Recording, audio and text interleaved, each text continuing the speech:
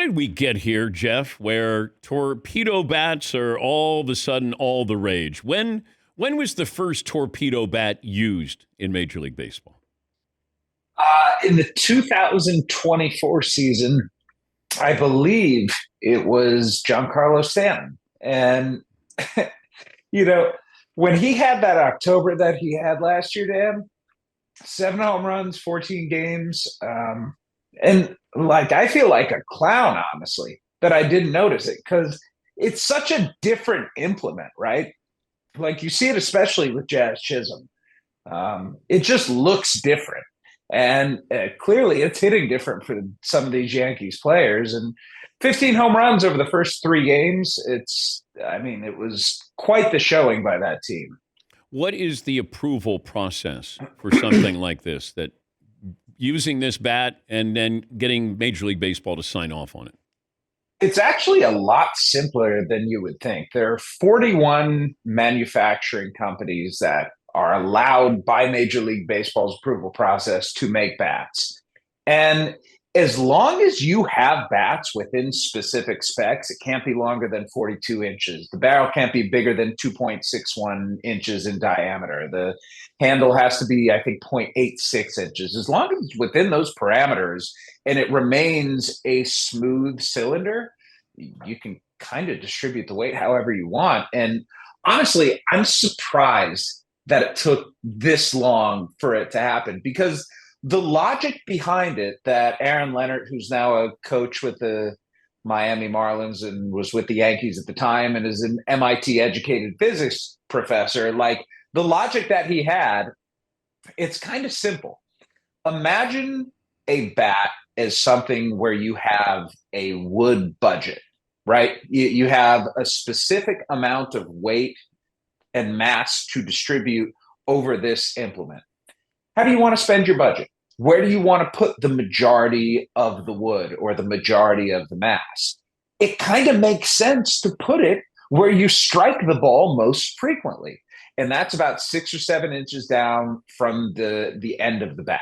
And, it's like, this is such a baseball thing because we're caught up in the idea of what the game is supposed to look like. Yeah. And yet we're in an era where teams are looking for every tiny, minuscule marginal advantage imaginable because they understand that that 1% might be the difference between them winning a game and not winning a game. And so for them to do this, it was really just a matter of time.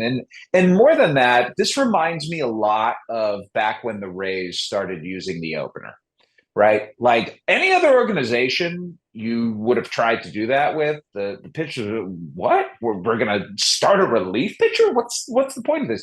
Like, you need buy-in. And that's where Aaron Leonard started this whole process. He went to players and he said, okay, how do we counteract the incredible pitching that exists in baseball right now? Like, what can we do? What would you like? And the players all got back to him and they said the same thing. We would like a bigger sweet spot. And so that's what they did. They went out and they made a better mousetrap. Okay, but it's available for everybody, correct? Totally. Absolutely. We saw it with Ellie De La Cruz last night. I had talked with a couple of bat manufacturers yesterday. Like, they've been preparing for this.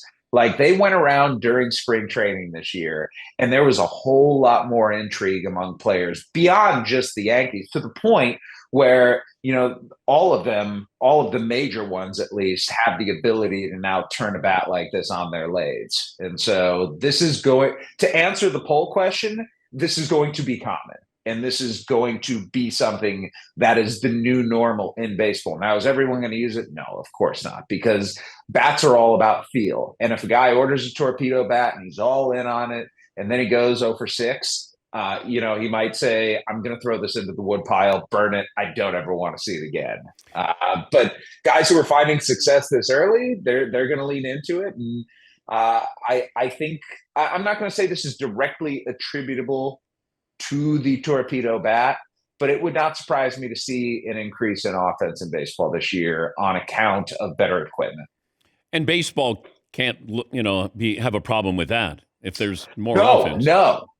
It's always a matter of balance, right? Like, we've seen this in sports in the past. When Stan Mikita curved his stick back in the 1960s and Bobby Hull was using a curved stick as well, the NHL had to put rules into place on curvature because too much imbalanced the game. When we saw swimmers wearing those full body suits in the Olympics and they were breaking world records all over the place, it's like, okay, is this where we want our sport to go, to a place where technology is not just taking over, but taking it to an area that we never imagined, and that throws off that natural balance. So baseball's always monitoring that sort of thing, but considering where offense stand has gone in recent years, yeah, they could use an injection of it because pitching is so damn good these days.